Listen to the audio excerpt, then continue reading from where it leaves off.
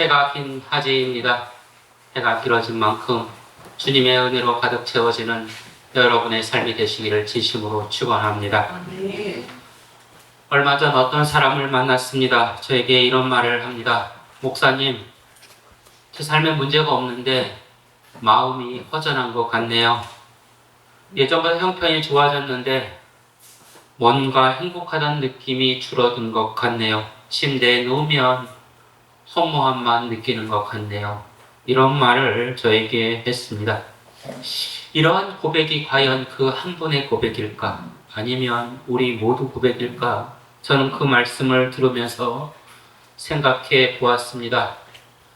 여러분 딱 보면 다들 열심히 사는 것 같아요. 브레이크 없는 자동차처럼 아침부터 밤늦게까지 정말 열심히 사는 것 같습니다. 그런데 왜 우리 마음속에 허무함이 생길까? 이런 질문을 한 주간 계속 해보았습니다. 우리 신앙생활도 크게 다르지 않을 것입니다. 우리가 이 예배 자리에 왔다는 것은 하나님을 사랑하지 않는 것은 아니다. 이죠? 하나님을 사랑하기 때문에 예배의 자리에 왔는데 어느 순간부터 우리가 이런 마음이 들어요. 점점점 기도의 시간이 줄어들고 점점 성경을 펴는 시간이 줄어들고 예배의 자리에 앉아 있으면서도 내일 뭐 하지? 어떻게 해야 되지? 이런 생각으로 머리에 가득 찰 때가 있습니다.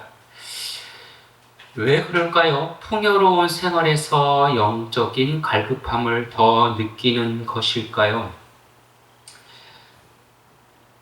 어쩌면 우리는 하나님을 떠난 것이 아니라 너무 바쁘게 산 나머지 우리의 중심점을 잃고 사는 것은 아닌가 하는 생각이 듭니다.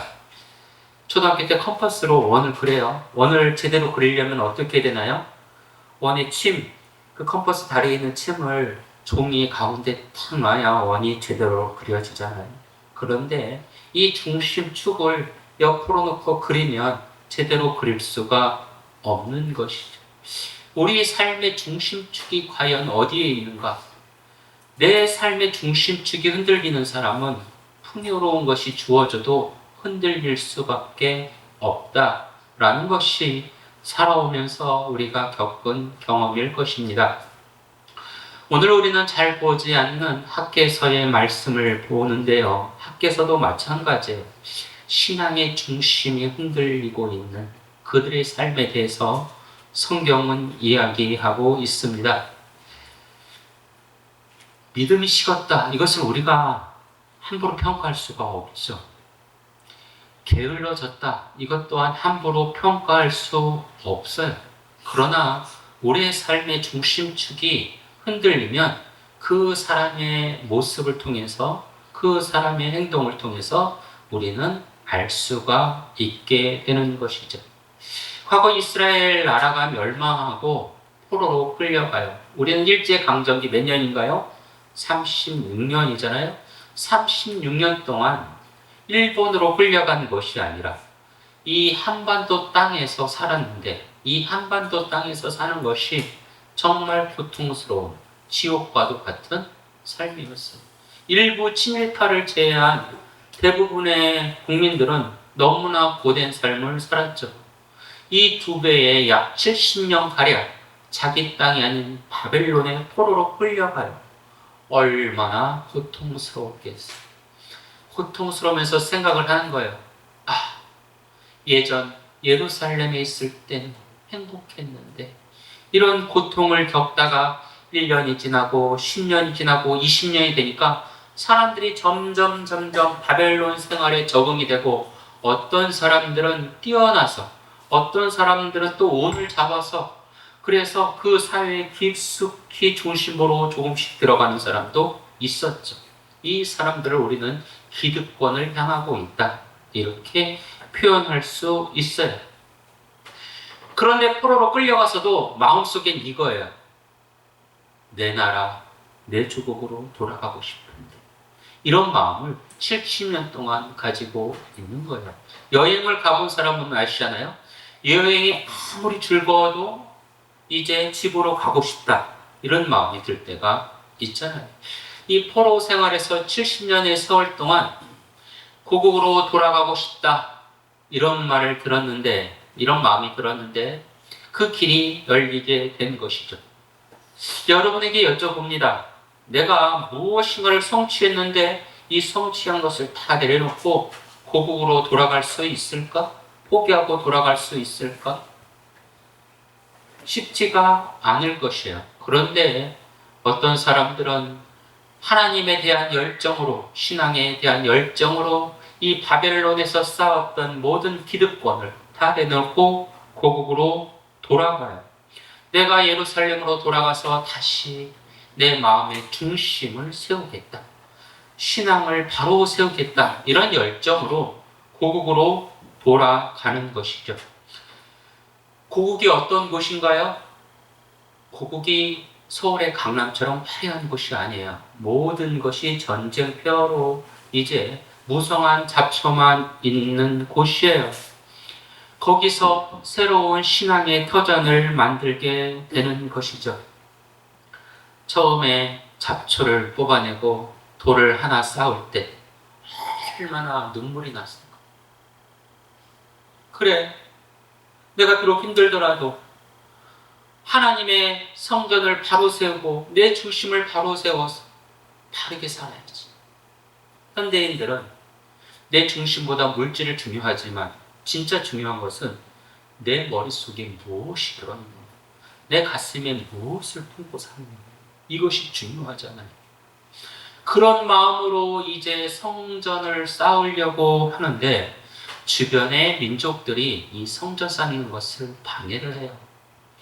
페르시아 왕실의 거짓 상소를 올려서 저것은 불법이다 이렇게 이야기하고 밤에 쳐들어오고 정치적으로도 압박하고 성전을 쌓지 못하도록 수없이 방해를 해요. 내가 내 정신으로 살고 싶은데, 하나님이 주신 그 마음으로 살고 싶은데 방해하는 거죠. 한번 생각해 보세요. 우리가요, 마음을 바르게 하려면 얼마나 많은 방해가 우리 주변에 있는지, 우리를 얼마나 힘들게 하는지 경험해 보신 분은 아실 거예요. 마치 헤쳐나갈 수 없는 거대한 콘크리트 벽이 앞을 막고 있는 것 같아요. 이때 설상가상으로 그 성전을 쌓고 있는 그 지역에 극심한 가뭄, 또 흉년까지 있어요. 하나님의 일을 하려고 하나님의 성전을 세워서 바르게 살려고 하는데 가뭄과 흉년, 방해들이 있어서 내 자식이 배고픈데 빵을 만들어줄 밀가루 한 줌이 없어요. 애가 목말라서 울고 있는데 컵에 물 한 방울 따라줄 물이 없어요. 자, 여러분에게 여쭤봅니다. 먹고 사는 게 힘들어요. 성전을 지어야 되나? 뭐부터 해야 될까요? 이런 질문이 이 학계에서 주어지는 거예요. 이 사람들의 마음이 악해서 성전을 건축하는 것이 아니라 삶의 무게가 너무나 무거워서 이제 성전 건축을 미뤄야 하는 것이에요. 이렇게 생각해. 지금은 때가 아닌가 보다. 일단 우리가 살 집부터 짓자. 그리고 이 문제부터 해결하자. 성전 건축은 그때 시작하자. 그때도 늦지 않다. 이렇게 생각을 하는 거예요. 바쁘고 힘든 그 시간이 되면 성전을 건축할 수 있다. 우리가 이 문제 앞에서 어떠한 생각으로 세상을 살아야 하는가 질문을 맞닥뜨릴 수가 있을 것입니다. 내 정신이 바로 쓰는 것이 중요한지, 아니면 물질적으로 채워지는 게 중요한지. 사람들은 그런 생각을 가지고 이제 미루는 거예요. 이 고비만 넘으면, 이번 달만 끝나면. 미루고 미뤄서 1년이 지나요. 2년이 지나고 5년이 지나고 10년이 지나요. 이제 성전 터가 어떻게 됐을까요? 다시 잡초로 무성하게 되는 것이죠. 이 시간이 총 16년 동안 지난 16년 동안 내 삶을 내가 채우고 성전을 새롭게 하겠다. 그 마음 가지고 있지만 안 되는 거예요. 내 삶도 채워지지 않는 거예요. 바로 그때 하나님께서 학개 선지자를 불러서 학개 선지자의 입을 통해서 이렇게 얘기합니다. 너희의 행위를 살필지니라. 백성들에게 얘기한 거예요. 이보시오, 여러분들의 행동을 살펴보십시오. 5절에 이렇게 이야기를 하는 거예요. 혼내려고 책망하려고 하는 것이 아니라 바르게 살으라고 이 말을 전하는 거예요. 제가 만약에 학계 선지자처럼 우리 우수영 제일교회 교우들에게, 성도들에게 여러분의 행동을 살펴보십시오. 하나님의 믿음의 앞에 서서 여러분의 행동을 살펴보십시오.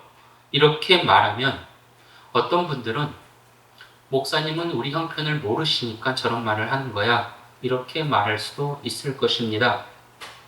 만약 그런 뜻으로 들렸다면 그 하나님의 보심을 잘못 전한 제 탓이라고 볼 수 있을 것입니다. 학개 선지자는 성전을 왜 짓지 않느냐 호통치는 것이 아니라 너 살아가기가 힘들었지. 그런데 지치고 힘든 인생 그 걸음을 쉬게 하려면 먼저 성전을 지어야 한다. 다른 말로 내 속에 있는 내 머리에 내 가슴에 무엇을 품는지 그게 더 중요하다. 이 이야기를 학개 선지자는 이야기하고 있는 것입니다. 하나님은요, 저는 확실히 믿어요. 하나님은요, 제가 행복하게 사는 것을 원하십니다. 이걸 확실히 믿어요. 그래서 저는 행복하게 살려고 해요. 예. 그리고 또 확실히 믿는 것은 나만 행복하게 사는 것이 아니라 우리 모두가 행복하게 살기를 하나님은 원하십니다. 그래서 제가 제 스스로 생각하는 제 신앙의 길, 어쩌면 인생의 길이 무엇이냐면 나도 행복하고 저 사람도 행복할 수 있는 길이 무엇일까? 이것을 먼저 생각해요. 나만 행복할 수 있는 길이 아니라 저 사람 또한 행복할 수 있는 길이 무엇일까? 이것을 고민해요. 그래서 아주 사소한 실천을 해요. 밥 먹으러 가면 제가 덜어주는 역할을 해요. 그래서 상대방에게 고기를 한 점 더 줘요. 그리고 뼈 있는 건 제 밥그릇에 옮겨놔요. 예. 남들이 뭐라고 얘기냐면 목사님 많이 드셨나 봐요. 뼈가 수북히 쌓였으니까. 예. 다른 사람은 이게 살만 먹으니까 이게 별로 안 먹은 것 같아요. 저는 이렇게 그렇게 하려고 식사 장소에 가서 합니다. 하나님은 우리를 만드실 때 서로의 행복을 바라는 그 모습으로 살기를 원하시잖아요. 태초에 하나님이 모든 세상을 만들고 뭐라고 해요? 보시기에 좋았더라. 아이고 예쁘네, 좋네, 사랑스럽네 이렇게 얘기를 해요. 그런데 하나님이 보시기에 좋지 않다 이 말을 한 적이 있어요. 언젠가요? 아담을 보고 홀로 있는 것이 좋지 않다라는 것. 혼자 있으니까 전라도 말로 짠하네 이렇게 얘기하는 거. 짠해 보여야 이렇게 하는 거죠. 그래서 하나님께서 어떻게 해요? 가만히 있어봐 그러더니 갈비뼈를 꺼내서 새로운 배피를 만들어요. 그게 누구예요? 하와가 되는 것이죠. 이것이 과학적으로 이해하지 말고요. 이렇게 이해하면 되는 거죠. 하나님은 서로 관계하면서 살도록 만든 거예요. 나 혼자 사는 세상이 아니라 이 사람과 관계하면서 또한 하늘과 관계하면서 모든 생명과 관계하면서 살아갈 때 정말 나는 좋은 모습이 되는데 나 혼자만 살아가려고 하는 모습은 좋은 모습이 아니다. 성경은 이야기하고 있는 것이죠. 이렇게 줬더니 사람들이 잘 따르지 않아요. 어떻게 하면 더 따를 수 있을까? 그래서 하나님이 주신 것이 예배 공동체예요. 예배를 드리면서 사람들이 더 섬기는 법, 더 사랑하는 법, 더 관계하는 법을 깨닫게 하려고 예배 공동체를 주신 거예요. 그런데 현대인들은 이 예배 공동체를 약간은 소홀히 하는 경우가 있어요. 이 관계성을 소홀히 하는 경우가 있어요. 저희 집도 식구가 넷이잖아요. 네. 저는 집에서 저녁을 먹을 때 TV를 보면서 먹어요. 아들들은 뭘 보면서 밥 먹어요? 핸드폰을 보면서 먹어요. 제 배우자는 또 다른 것을 봐요. 네 명이 식사를 하는데 서로 다 다른 것을 해요. 관계를 하라고 식사를 하는데 옛날에는 된장찌개를 먹을 때 어떻게 먹었어요? 이렇게 먹었잖아요. 근데 요새는 가족들 간에도 얘기를 해요. 더럽게 덜어서 먹어야지 이렇게 이야기를 해요.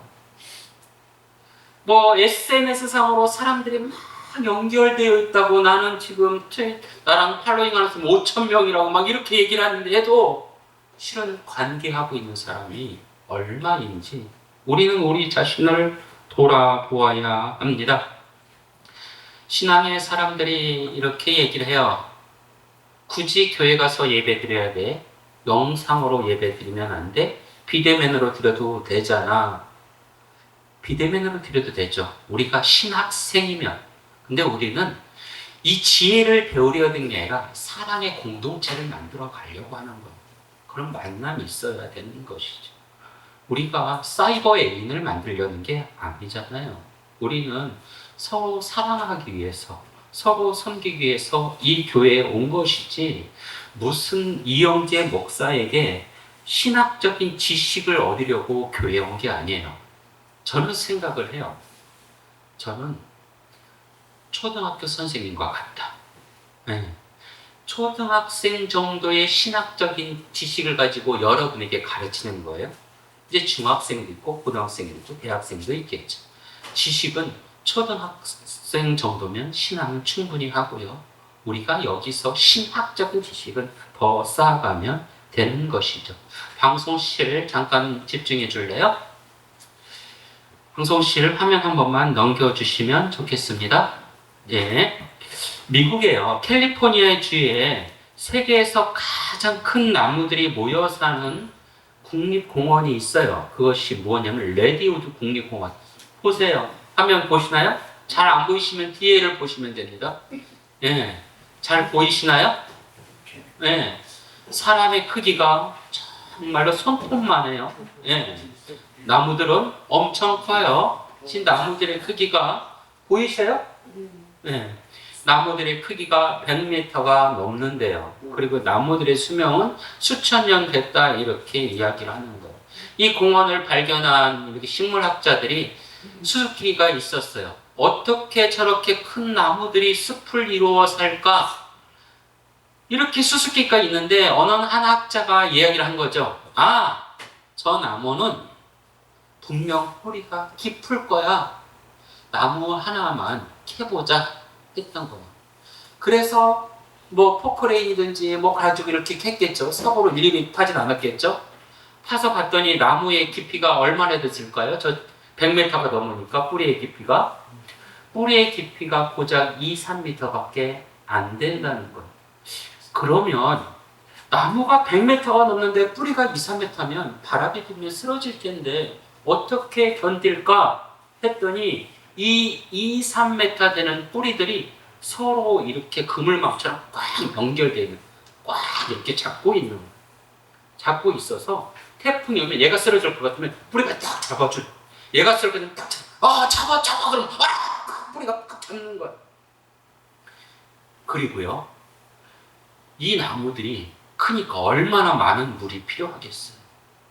감을 때 목말라 죽겠어. 그러면 뿌리가 서로 그래 뇌물 줄게 하고 이렇게 공급해 준다라는 거예요. 뇌물 줄게 하면서 이렇게 공급해 준다라는 거예요. 이 나무들이 바로 서기 위해서는 혼자 바로 설 수 없다라는 것이죠. 어떻게 바로 서는 거예요? 서로 잡아줄 때 쓰러지지 않도록 부족한 것이 있을 때 서로 채워줄 때 이 나무들이 바로 설 수 있다라는 거예요.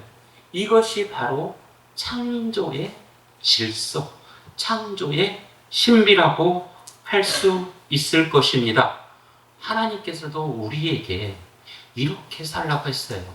여러분들 중에 조금 잘나신 분도 있고 조금 덜 잘나신 분도 계시잖아요.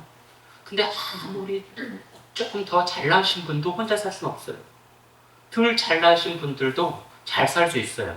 어떻게 할 때? 서로 잡아줄 때, 서로 채워줄 때, 오히려 세상에 잘나고 잘난 사람보다 더 잘 살 수가 있는 것이죠. 하나님께서는 우리에게 이런 영적 습 같은 교회를 주신 것이죠. 우리가 서로 잡아줘야 돼요. 어떻게 잡아줘야 되냐? 기도로 잡아주고, 사랑으로 잡아주고, 믿음으로 잡아줄 때 우리의 교회는 100m, 200m 되는 큰 믿음의 나무가 되어 있을 것이라는 것이죠. 혼자 버티려고, 혼자 모든 문제를 해결하려고 할 때 그것은 신앙을 거르는 모습이라고 할 수 있을 것입니다. 진짜 신앙은 서로 붙잡아 주는 것이에요. 오늘 1장 8절에 이렇게 얘기합니다. 너희는 산에 올라가서 나무를 가져다가 성전을 건축하라. 짧은 사람들은 이 성전을 건축하라는 그 문구 하나만 보고 교회를 화려하게 세워라, 교회를 크게 져라, 대리석으로 만들어라, 이렇게 생각을 해요. 이렇게 보는 것은 너무나 초보적인 성경 읽기 방법입니다. 진짜 학계 선지자에게 원하는 것은 무엇인가? 너희들이 삶의 중심이 어디에 있어야 하는가? 내 삶의 중심이 현실적인 문제, 내 생각으로만 해결되어야겠다 하면 결국 너희들은 쓰러지는 나무가 될 것이다 라는 거예요. 성전을 건축하라, 이 말은 너희들의 믿음의 뿌리를 바로 세울 때 내가 너희와 함께 할 것이다 라는 것이에요. 일주일에 단 한 번 도장을 찍듯 교회에 오지 말라라는 거예요. 말씀의 식탁을 늘 사모하면서 예배의 자리에서 또한 믿음의 교제를 통해서 하나님의 형상으로 살아가야 된다라는 거예요. 제가 어렸을 때 다녔던 우리 교회는 의자가 없었어요. 예. 의자가 없었고요. 여기가 마루바닥이었고요. 가운데 이렇게 작은 나무를 세워놨어요. 그래서 이쪽은 여자, 이쪽은 남자, 이렇게 했어요. 우리 주일학교 아이들이 어떻게 앉는 줄 아세요? 이쪽은 여자, 이쪽은 남자, 이렇게 앉아요.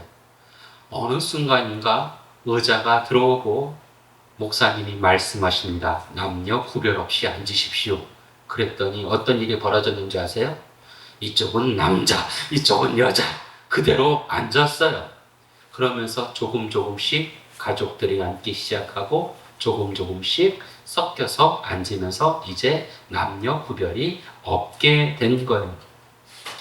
어렸을 때 저희들은 그래요. 교회 가서 기도하려고 교회 간 것이 아니라 학교 가다 목마르면 교회 가서 물 먹고, 화장실 가고 싶으면 교회 가서 볼일 보고, 또 교회 가서 놀 것이 없으면 교회 탁구 대펴 놓고 놀고, 교회 가서 다 했어요. 애들만 그런 게 아니에요. 어른들도 지나가는 길에 교회 들려서 기도도 하고, 교회 들려서 교회도 돌아보고, 또 이렇게 해요. 교회를 어떻게 생각했느냐? 내 안식처, 믿음의 보금자리, 이렇게 생각을 했어요. 그래서 교회를 지나가다가 쓰레기가 있으면 내 집에 쓰레기가 있네, 이런 마음으로 쓰레기를 주워요. 창문 비 오는데 창문이 열렸으면 창문을 닫아요. 근데 요즘 현대교회는 관리자가 다 하죠. 예. 창문이 열려있든 쓰레기가 있든 불이 켜져 있든 선풍기가 돌든 이것을 신경 안 쓰는 교회들이 너무나 많이 있어요. 오늘 말씀을 준비하면서 생각해 봅니다. 내 신앙의 중심축을 어디에 두어야 할 것인가? 우리가 이 교회라는 장소를 중요시하라는 말은 아니에요. 그러나 자고한 장소를 소홀해서는 절대로 안 되는 것이죠. 성전 건축이 눈에 보이는 행위보다 훨씬 더 중요한 본질이 있다. 하나님을 내 중심에 두어라 라는 거예요. 하나님을 내 중심에 둔 사람은 사람을 대할 때 어떻게 대할까요? 저 사람 또한 하나님이 귀히 여기는 사람인데 이렇게 생각하고 대할 것이에요. 그래서 신앙을 가슴에 세우는 사람, 성전을 세우는 사람, 방치하지 않는 사람은 내 마음의 공허함이 사라지는 것이죠.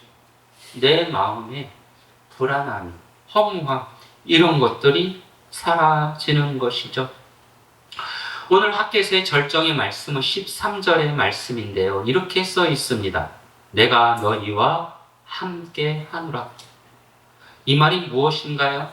너희들이 완벽하게 성전을 지을 때 함께 하겠다는 것이 아니라 너희들이 가뭄이 있어도 너희들이 흉년이 들어도 너희들이 돌 하나를 제대로 쌓지 못하더라도 돌을 쌓으려는 그 마음 속에 내가 너희와 함께 하겠다라는 거예요. 우리 교회가 도시의 대형 교회를 따라갈 수 없어요. 그러나 대형 교회보다 더 아름다운 모습으로 설 수는 있죠. 그것이 무엇인가? 교인들이 교회의 중심적인 신앙생활, 형식을 얘기하는 건 아니죠, 제가. 믿음의 공동체를 중요히 여기는 마음. 주변의 사람들을 예배당으로 모여서 그 생각을 하나님의 생각으로 예수님의 마음으로 변화시키는 것. 이것이 학계 선지자가 우리들에게 원하는 것입니다. 오늘 여러분이 내려놓아야 할 바쁨의 돌이 무엇인가? 또한 예배의 자리에 쌓아야 할 신앙의 돌은 무엇인가? 한번 생각해 보시기를 바랍니다. 우리가 인생의 돌을 내려놓고 믿음의 돌을 드는 그 순간 하나님은 우리와 함께 하십니다. 우리가 믿음으로 교회의 중심으로 살아갈 때 하나님은 이렇게 말씀하십니다. 사랑하는 자녀야, 내가 내 집을 세우려는 그 마음 어렵고 아름답구나. 이제 내가 너와 함께 할 것이다. 마음의 공허함을 비워주고 하늘의 평화가 임하게 할 것이다. 라는 것이죠. 인간적인 열심이 아니라 믿음의 중심, 신앙의 중심. 이것을 우리가 세워갈 때 우리 마음에 하늘의 창평화가 있을 것입니다. 우리 교회가 이 예배를 중요시 여기고 이 교회를 중요시 여기고 믿음의 공동체를 중요시 여김으로 하나님의 크신 은혜가 임하기를 진심으로 축원합니다. 기도드립니다. 주 우리 아버지 하나님, 오늘 말씀을 통해 우리의 삶을 되돌아봅니다. 정말 하나님이 원하는 그 하늘의 가치를 내 마음에 품고 있는지 아니면 내 생각을 앞세우며 신앙마저도 재단하고 있는 것은 아닌지 우리 자신을 돌아봅니다.